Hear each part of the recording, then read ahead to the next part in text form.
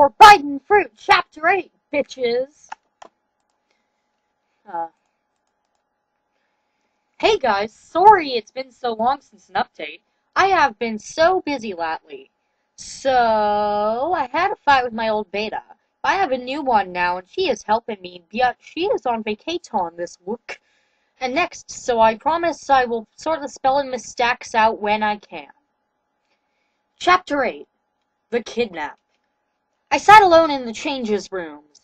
I was almost naked and looked awesome with my exotic, lively hair falling over my face like a curtain of soft yellow cream with bits of purple in it.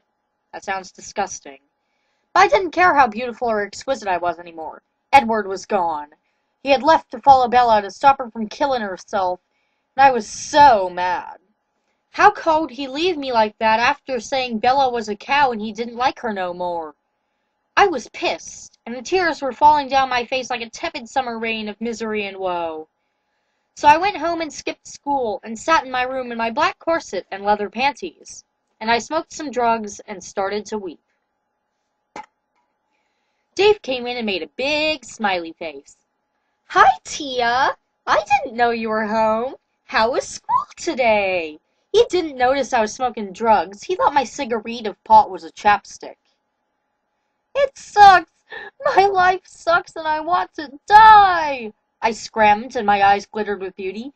You teenagers and your problems. LOL, he said, laughing a lot, and I knew he thought I was some silly kid whining about homework and dumb boys and stuff. He didn't know I had killed a man and lost the love of my life and had made Lauren get hit by lightning, and that all the kids at school thought I was a freak because my face and bodies were so different from everyone else's. Dave, you're a good person, but you're so fucking dumb, you asshole! I shouted at him and threw my ashtray at his head without touching it. I could make stuff move when I was angry now. It was so weird. Why did this happen to me? Haha, I guess you're right, he laughed. He thought I was joking. I wasn't spoiled or anything. It's so nice having you here, Tiana. You're so pretty. I swear you're even prettier than before. And I think your boobs have grown. Yeah, I know, they are like an E-cup now, I said. Dave smiled and patted me on the head and left.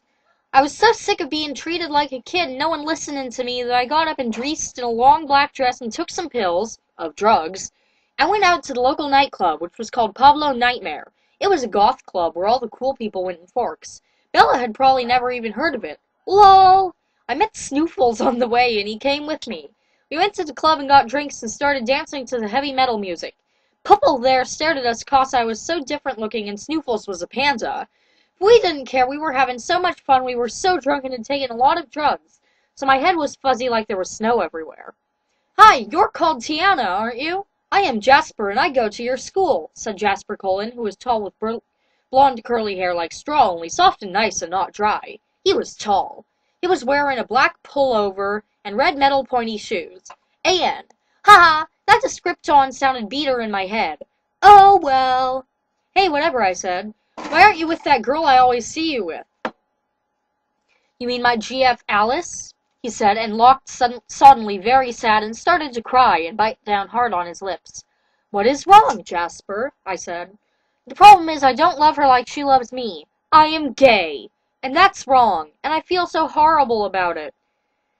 There's nothing bad about being gay, you know, I said. Really? He said, and looked shocked with his mouth open. Yeah, it's proper normal, and Snoofles is gay and everything, I said, and Snoofles waved and Jasper waves back. He smiled and we all started dancing together, and Jasper gave us some of his drugs. We had a relay good time, and Jasper met another gay guy called Vince, and we all got in Snoofles' car at the end of the night, and I drove around while all the others had sex in the back of the car. I was drunk, but cause I was a vampire, it was okay to drive. I had better reflex than humans. But suddenly something jumped into the road in front of us, and I had to stop the car and get out. There was a man standing in the middle of the road. He was tall and muscly, and had black hair like the black feathers of a raven in the black darkness. He was good-looking, but he looked so angry I got out my samurai sword. I often have it with me. But someone jammed up behind me and tore it from me. There was like 10 people around me me, grabbing my body in the darkness, and they put a thing over my face and so I couldn't see, and they tied me up. Jasper, Snoofles, and Vince were too busy doing gay sex on each other to notice. I could hear them grunting and humping and having orgasms on each other. It was so cute. But now was so not the time. The men who had caught me took me away, and something hit me over the head, and I was unconscious. When I awoken, I found myself in a small dark room when the tall muscle man was in front of me. I was stripped down to my underwear, and I was chained to a chair with some metal chains, and I couldn't move. "Who are you, you wanky perv?" I shouted. "I am Jacob." "The Werewolf King!" he yelled with his eyes rolling around in his face. He looked so mad and crazy. "No!" I screamed, and I tried to break myself free, but I was under so many heavy chains, so I looked into his wagging face instead.